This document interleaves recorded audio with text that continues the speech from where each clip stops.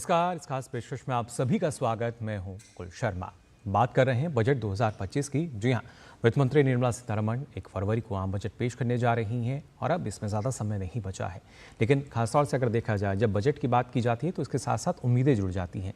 और ये जो उम्मीदें हैं, ना सिर्फ आम जनता बल्कि हर एक क्षेत्र की भी होती हैं। हर लगातार उन्हीं क्षेत्र की, उन्हीं सेक्टर्स की किस तरह की यात्रा रही है पिछले 1 वर्ष के दौरान, उससे पहले क्या स्थिति थी, लगातार वो आपके साथ हम साझा कर रहे हैं। आज भी हम अलग अलग सेक्टर्स की बात करेंगे। आज बात होगी डिफेंस सेक्टर की। जी हाँ, रक्षा क्षेत्र किस तरीके से आत्मनिर्भरता की तरफ लगातार आगे बढ़ रहा है, क्या मजबूती उसको इस बजट में मिल पाएगी। साथ ही हम बात करेंगे अनुसंधान और विकास को लेकर, नवाचार की क्या स्थिति है, और उसके साथ साथ बात होगी मैन्युफैक्चरिंग यानी विनिर्माण की। हमारे देश में किस तरीके से मैन्युफैक्चरिंग हब बनाने की जो बात कही जा रही है, और साथ ही निर्यात में भारत कैसे लगातार आगे बढ़ रहा है। तो चलिए बिना देरी के शुरुआत करते हैं आज के कार्यक्रम की।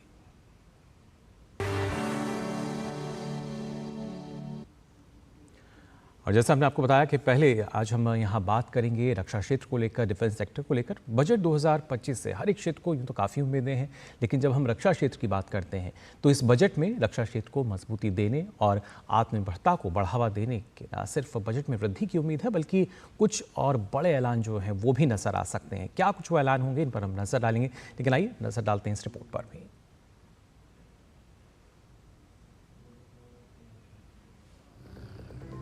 बीते 1 दशक में प्रधानमंत्री नरेंद्र मोदी के नेतृत्व में सरकार ने रक्षा क्षेत्र को मजबूत और आत्मनिर्भर बनाने के अथक प्रयास किए हैं। यही वजह है बजट 2025 में रक्षा क्षेत्र का बजट बढ़ने के साथ ही डिफेंस सेक्टर के लिए कुछ बड़े ऐलान भी किए जा सकते हैं। भारत अपनी सैन्य क्षमता का लगातार विस्तार कर रहा है, जिस वजह से रक्षा क्षेत्र में स्वदेशी उद्योग, पब्लिक प्राइवेट पार्टनरशिप और प्राइवेट सेक्टर के लिए ज्यादा मौके मिलने की उम्मीदें बढ़ रही हैं।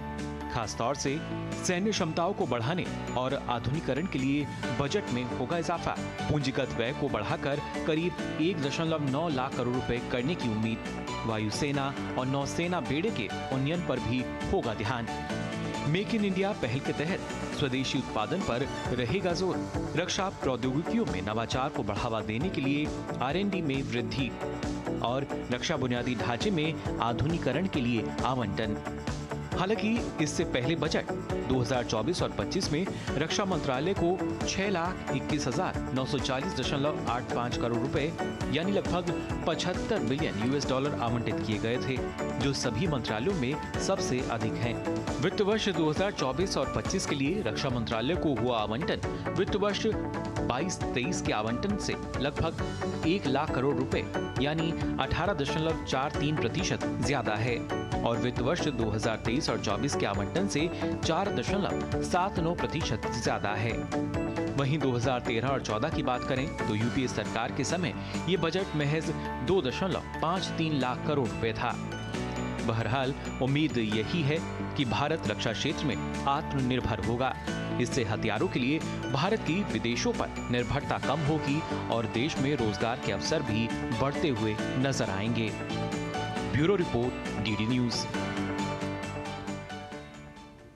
तो जाना आपने किस तरीके से लगातार जो रक्षा क्षेत्र का बजट है उसमें सरकार ने इजाफा किया है, और एक जो सकारात्मक सोच रही है भारत की सैन्य शक्ति को और ज़्यादा कैसे बढ़ावा दिया जाए, और उसमें आधुनिकीकरण का जो हम कह सकते हैं उसको कैसे उसके साथ ही बढ़ावा मिले, इसके लिए लगातार प्रयास किए जा रहे हैं। और इस पर चर्चा करने के लिए हमारे साथ बेहद ही खास मेहमान जुड़े हैं, उनका परिचय आपसे हम करा दें। हमारे साथ मौजूद हैं प्रोफेसर सचिन चतुर्वेदी जी, वरिष्ठ अर्थशास्त्री हैं, DG IRS for developing countries. बहुत बहुत स्वागत आपका सचिन जी। और साथ ही समीर गोगिया जी हमारे साथ जुड़े हैं, कार्यकारी निदेशक डेलॉयट इंडिया से। आपका भी बहुत बहुत स्वागत। सबसे पहले सचिन जी आपके पास आना चाहूँगा। आज के समय में जो भारत की एक अलग पहचान उभरती हुई नज़र आती है, और उसमें जब रक्षा क्षेत्र की हम बात करते हैं, 2013-14 में हमने देखा था जो बजट था हमारा, उसकी क्या स्थिति थी रक्षा क्षेत्र की, और आज किस तरीके से इसमें एक बड़ा जो इजाफा है वो देखने को मिलता है। किस तरह की सोच यहाँ पे सरकार की रही है रक्षा क्षेत्र को बढ़ावा देने के लिए?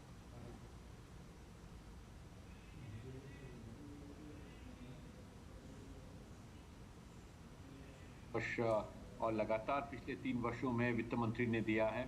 अब हम देख सकते हैं कि पिछले वर्ष ये आवंटन $75 बिलियन का था, $75 बिलियन, जी, जो कि करीब करीब 6 लाख 21,940 जी लाख उससे करोड़ का एक बजट हमारे सामने रखा गया था। जी तो जो 6 लाख करोड़ का बजट था, जैसा आपकी रिपोर्ट ने बिल्कुल सही कहा, 12 वर्ष पहले ये सिर्फ 2 लाख करोड़ हुआ करता था। जी तो ये जो जंप, एक मेजर जंप हुआ, ये सिर्फ बजटरी एलोकेशन का सवाल नहीं है। इसमें मुकुल जी दो मूल रूप से परिवर्तन किए गए हमारे बजट में, जो हम लोग देख सकते हैं। सबसे पहला परिवर्तन जो किया गया वो था टेक्नोलॉजी के ऊपर फोकस, जी और ये टेक्नोलॉजी को लेकर के नई योजनाएं सामने रखी गई, नए मैकेनिज्म्स रखे गए। और अगर आप देखें कि नवाचार का महत्व सामरिक क्षेत्र में और स्थानीय, जैसा आपने बिल्कुल सही कहा, लोकल प्रोडक्शन के लिए, हमारे स्थानीय उत्पादन के लिए हमने उसमें इनोवेशन को और टेक्नोलॉजी को जोड़ा। उसके लिए आईडेक्स योजना जो इनोवेशन के लिए लाई गई, जी जो डेफटेक सॉल्यूशंस करके हमने एक इनिशिएटिव लिया, जिसके अंतर्गत 12 अलग अलग स्कीम्स थी। और एक स्कीम में तो इतना भी प्रावधान रखा गया कि 50% प्रोडक्ट डेवलपमेंट का कॉस्ट भारत सरकार देगी, जी मैक्सिमम उसमें 25 करोड़ रखा गया। तो ये एक पहला स्तंभ था जो नवाचार को लेकर के था। और दूसरा हमारी ऑपरेशनल प्रिपेयर्डनेस, हमारी सामरिक शक्ति की पूर्ण तैयारी, और इसको लेकर हमारे चाहे बॉर्डर्स हो, चाहे कोस्ट गार्ड्स हो, और चाहे बाकी क्षेत्र हो जहां हमें तैयारी की जरूरत है। तो दोनों क्षेत्रों में भारत ने डिफेंस के फील्ड में एक बड़ी फोकस्ड और स्ट्रेटेजिक के साथ बजटरी एक्सपेंडिचर को आगे रखा है। जी बिल्कुल, उसी वजह से लगातार जो बजट आवंटन है रक्षा क्षेत्र का वो बढ़ता हुआ नजर आता है। और हमारे साथ डॉक्टर एस के झा भी जुड़ चुके हैं पूर्व सीएमडी मिधानी से। बहुत बहुत स्वागत आपका भी डॉक्टर झा। आपसे भी जानकारी मैं लेना चाहूँगा, जब हम बात करते हैं रक्षा क्षेत्र को लेकर, किस तरीके से आत्मनिर्भरता को इसमें जो बढ़ावा मिला है, जब हम स्वदेशी तकनीक की बात करते हैं, और अब तो खासतौर से हम देखते हैं कि रक्षा क्षेत्र में भी जो निर्यात है उसके आंकड़े हमें बढ़ते हुए नजर आते हैं। नहीं, इसमें सबसे महत्वपूर्ण बात यह है डिफेंस में, रक्षा क्षेत्र में, जी जैसा कि आपने कहा कि एक तो इंडियनाइजेशन के ऊपर जो फोकस हुआ है पिछले कुछ वर्षों में, उसके कारण हमारी डिफेंस मैन्युफैक्चरिंग की जो कैपेबिलिटी है, इन हाउस कैपेबिलिटी, इसमें लगातार वृद्धि हुई है जी। और वृद्धि इसमें केवल क्षमता ही की नहीं, इसमें टेक्नोलॉजी का भी काफी इसमें योगदान रहा है। टेक्नोलॉजी, क्योंकि जब आप किसी चीज का उत्पादन अपने प्रतिष्ठान में करते हैं, तो उत्पादन के साथ साथ आपको ये भी होता है कि हम नए टेक्नोलॉजी को लेके आए, नए उपकरण को लेके आए, नए नए इनोवेशंस को उसमें इंट्रोड्यूस करें।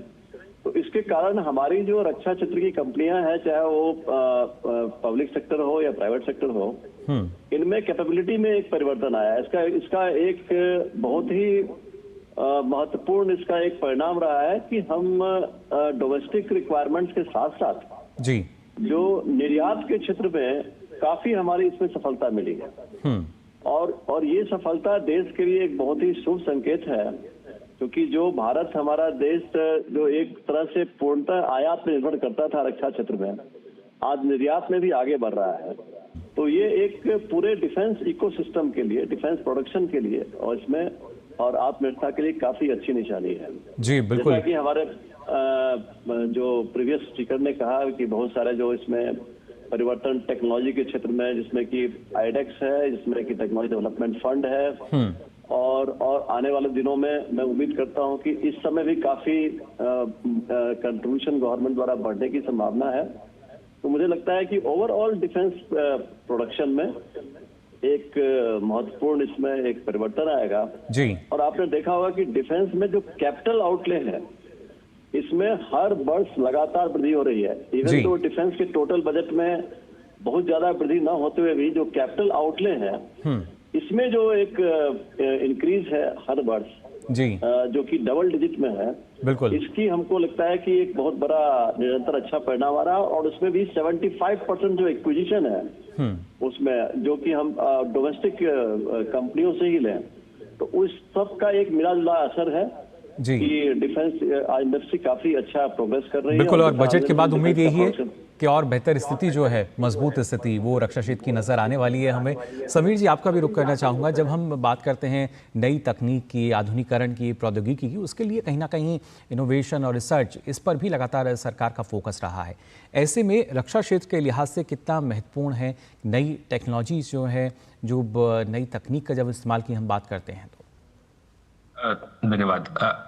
अगर हम देखें, अभी अभी रीसेंट न्यूज़ है कि डीआरडीओ अपना 15% ऑफ द डिफेंस बजट वो आर&डी में लगाएगा। जी। ये ना ही केवल हमारी हवाई शक्ति बढ़ाएगा, हवाई क्षमता बढ़ाएगा, बल्कि दूसरे देशों पे जो हम निर्भर जी। हैं उसको भी कम करेगा। तो आप देखेंगे कि आर&डी का बहुत बड़ा महत्व है और भारत कोशिश कर रहा है कि वो सारे यंत्र सब इन हाउस ही और डोमेस्टिकली बनाए और जी। दूसरे देशों पे निर्भरता उसकी कम करे। और 15% जो बोला है कि डीआरडीओ अपना बजट आर&डी पे लगाएगा, जो भी डिफेंस बजट होगा, ये एक बहुत सकारात्मक कदम है सरकार का। जी बिल्कुल, काफ़ी सकारात्मक कदम। और सचिन जी, जब हम बात करते हैं कि किस तरीके से जो स्वदेशी तकनीक है उसको बढ़ावा दिया गया, और खासतौर से मेक इन इंडिया पहल की बात की जाए, जिसके तहत हमने देखा है ये एक कहीं ना कहीं बड़ा बदलाव जो है वो देश में देखने को मिला। लेकिन रक्षा क्षेत्र में शायद लोगों को ये उम्मीद भी नहीं थी कि इतना बड़ा परिवर्तन जो है, बदलाव जो है वो हमें नज़र आ सकेगा। लेकिन आज हर क्षेत्र में जब हम सेना की बात कर रहे हैं, फिर चाहे वायुसेना की बात करें, नौसेना की बात की जाए, थल सेना की बात की जाए, तो ये जो मेक इन पहल के तहत जो बदलाव आया है उसको कैसे आप देखते हैं, और उसमें किस तरह का और जो बदलाव है या बढ़ावा उसको दिया जाएगा बजट में?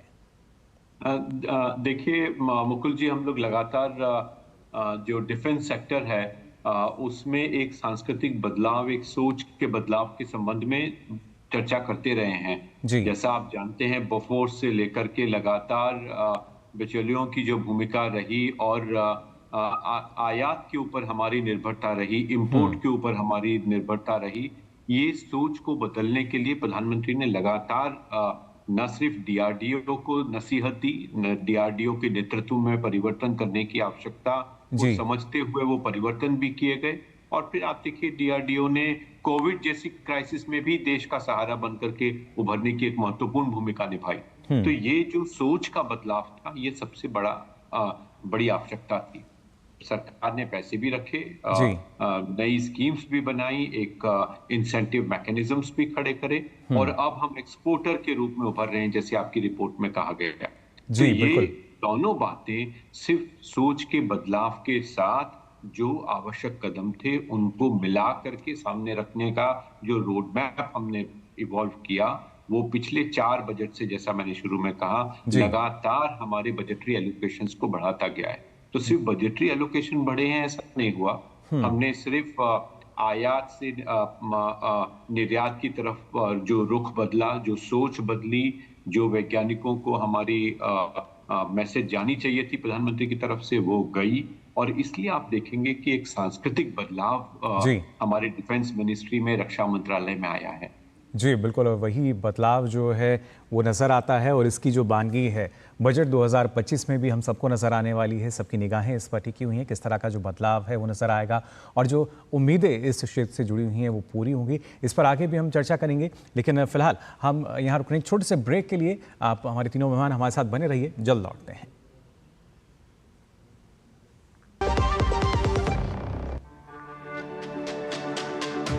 मेरी पसंद, मेरी पसंद, मेरी पसंद, मेरी पसंद, हमारी पसंद, हम सबकी पसंद। मजबूत देश का मजबूत सरिया हो गया स्टील। जल्दी करो यार, प्लीज जल्दी। दूसरा कोई मैच है क्या? ऐसा ही कुछ है यार, बैंक जाना है दादाजी को लेके। हाँ यार, उम्र होने पर कभी कभी मदद तो लगती है, पर बैंकिंग में नहीं। वैसे भी आरबीआई कहता है सीनियर सिटीजन सबसे पहले। अगर आप 70 साल से ऊपर हैं और आप बैंक नहीं जा सकते तो बैंक आएगा आपके पास जरूरी सेवाएं लेकर, वो भी वाजिब दरों पर। सीनियर सबसे पहले। आरबीआई कहता है जानकार बनिए, सतर्क रहिए।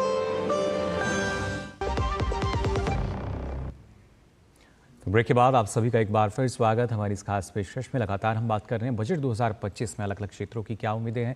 रक्षा क्षेत्र की हम यहाँ बात कर रहे थे ब्रेक में जाने से पहले।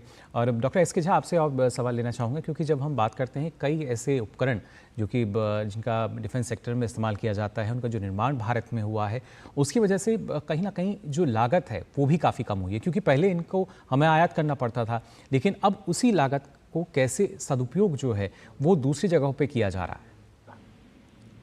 हाँ नहीं, ये बहुत ही महत्वपूर्ण विषय आपने उठाया कि जब अपने देश में किसी का उत्पादन होता है तो ये सही है कि इनिशियल स्टेज में इसमें कुछ बढ़ोतरी रहती है, क्योंकि आपका जो डेवलपमेंटल कॉस्ट है ये सब उसमें ज्यादा इसका कंट्रीब्यूशन रहता है। पर जैसे जैसे इसकी प्रोडक्शन क्षमता बढ़ती है और नंबर बढ़ता जाता है जी, तो प्राइस में ऑटोमेटिक इसमें एक तरह से गिरावट आती है। और दूसरा ये भी आपको मानना पड़ेगा कि बहुत जब हम किसी देश से कोई भी हथियार इंपोर्ट करते हैं तो उसमें प्रोडक्शन कॉस्ट के अलावा जो उनके जो डिजाइन है, उनके जो आईपी राइट्स हैं, उनके जो बहुत सारे चीज उसमें इन्वॉल्व है, जो कि नॉलेज है, तो इस सब का कॉस्ट उसके एडिशन होने के कारण उसकी कॉस्ट काफी बढ़ जाती है।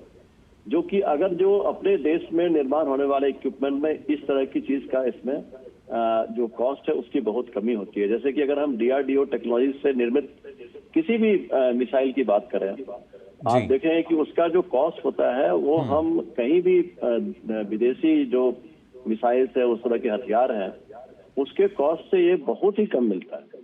और उससे भी ज्यादा क्या है कि कैपेबिलिटी और समय पे इसका एक तरह से आपके को मिलना और इसका एक तरह से नंबर्स का रिक्वायरमेंट, आप अपने घर में इन हाउस टेक्नोलॉजी है, बिल्कुल ये सभी कारक हैं। लेकिन जब इसके साथ साथ मैन्युफैक्चरिंग को हम देखते हैं कि किस तरीके से वहाँ पे लगातार जो बदलाव है वो हो रहा है, क्योंकि जो विनिर्माण है ना सिर्फ रक्षा क्षेत्र में बल्कि जब हम खासतौर से वैश्विक आर्थिक महाशक्ति बनने की दिशा में भारत में मैन्युफैक्चरिंग को बढ़ावा देने की बात करते हैं तो कई क्षेत्रों में बढ़ता निवेश भी हमें नजर आता है। निर्यात को भी कहीं ना कहीं बूस्ट मिला है।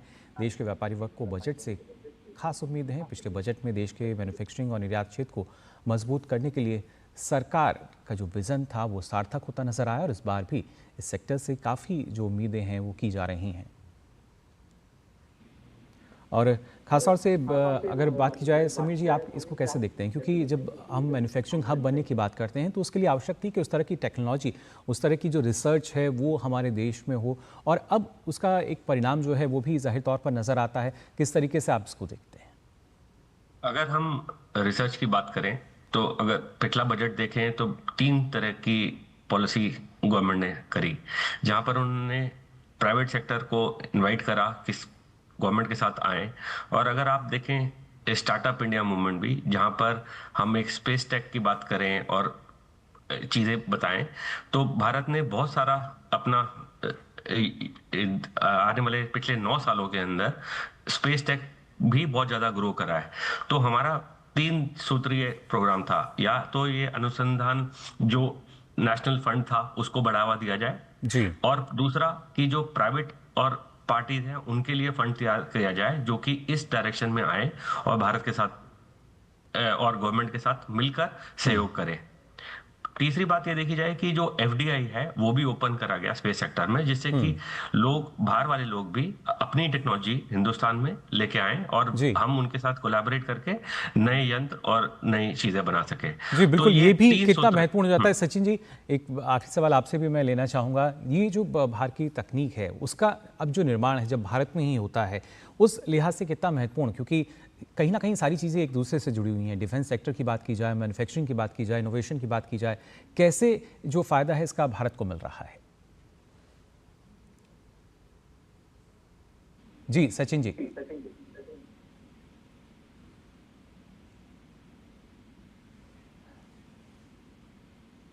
सचिन जी, आवाज़ मिल पा रही है आपको हमारी?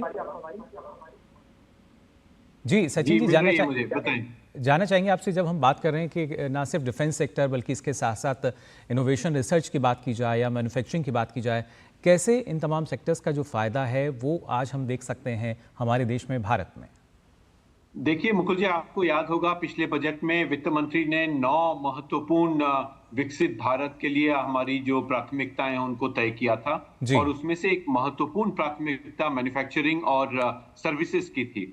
और इसमें अगर आप याद करें तो 5 बातें महत्वपूर्ण ढंग से हमारे सामने रखी गई थी। एक सबसे पहला जो बात थी वो इंफ्रास्ट्रक्चर, जो डिजिटल पब्लिक इंफ्रास्ट्रक्चर है, मैन्युफैक्चरिंग को सपोर्ट करने के लिए रखा गया। फिर जैसा गोकिया जी ने सही कहा कि कुछ हमने फंड्स की बात करी और उन फंड्स के माध्यम से चाहे वो मुद्रा लोन हो, चाहे एमएसएमई यूनिट के लिए जो फूड में है, क्वालिटी में है, सेफ्टी में है, उनके सपोर्ट की बात की गई। एक आपको याद होगा ई कॉमर्स एक्सपोर्ट हब बनाने की बात, जो कि हमारे निर्यात के लिए भी महत्वपूर्ण था। कॉमर्स मिनिस्ट्री को उसको जिम्मेदारी दी गई थी। अब फरवरी में वो पहला हमारा ई कॉमर्स एक्सपोर्ट हब होगा और जिसकी जिम्मेदारी होगी एक्सपोर्ट के लिए क्वालिटी, क्रेडिट, खुद हमारा सर्टिफिकेशन, रजिस्ट्रेशन, ये सारी चीजें करे। उसके बाद में एक आपको याद होगा मिनरल्स के ऊपर किया गया। मिनरल्स हमारे मैन्युफैक्चरिंग का महत्वपूर्ण हिस्सा है, पर्टिकुलरली क्रिटिकल मिनरल्स, जिनका हमें इंपोर्ट भी करना पड़ता है और उनकी एक बड़ी संख्या में हम देखते हैं कि एक हमारी डिपेंडेंस उसके ऊपर बढ़ी है, लेकिन देश के अंदर भी क्रिटिकल मिनरल्स की अवेलेबिलिटी है। तो एक स्पेशल मिशन पिछले बजट में लॉन्च हुआ। मैं समझता हूं कि आगामी बजट में वित्त मंत्री क्रिटिकल मिनरल्स के ऊपर जरूर चर्चा करेंगी और इस संबंध में हम एक नया ब्लू इकोनॉमी से जुड़ा हुआ एक प्रोजेक्ट इस संबंध में लाने की बात शायद हो सकती है। चलिए, बिल्कुल उम्मीद यही है कि जो यहाँ पर हम उम्मीद जता रहे हैं वो उम्मीदें पूरी होती हुई नजर आएंगी इस बजट 2025 से, क्योंकि जब विकसित भारत के आर्थिक विजन की हम बात करते हैं तो इन तमाम पहलुओं पर न सिर्फ चर्चा बल्कि एक सार्थक चर्चा और उसके साथ साथ उनको लागू करना बेहद अहम हो जाता है भारत जैसे देश के लिए। फिलहाल आप तीनों का बहुत बहुत शुक्रिया हमारे साथ इस चर्चा में जुड़ने के लिए, बहुत बहुत धन्यवाद। तो जाना आज आपने कैसे बजट 2025 की जब हम बात कर रहे हैं, हर एक क्षेत्र को यहाँ काफ़ी उम्मीदें हैं और ये तमाम उम्मीदें इस बजट से पूरी होती हुई नज़र आएंगी। अब खासतौर से वित्त मंत्री के पिटारे में तमाम जो योजनाएं हैं वो किस तरीके से अलग अलग क्षेत्रों को और बढ़ावा देंगी, प्रोत्साहन देंगी। और जिस तरीके से आज हमने यहाँ बात की कि ना सिर्फ रक्षा क्षेत्र को हम बात करते हैं, मैन्युफैक्चरिंग या कैसे देश का जो निर्यात है, एक्सपोर्ट है वो बढ़ा है, तो कहीं ना कहीं तमाम नीतियाँ काफ़ी कारगर रही हैं और उसी के चलते एक बड़ा बदलाव जो है वो देखने को मिल रहा है। फिलहाल के लिए इस पेशकश में बस इतना ही। आप देखते रहिए DD न्यूज़।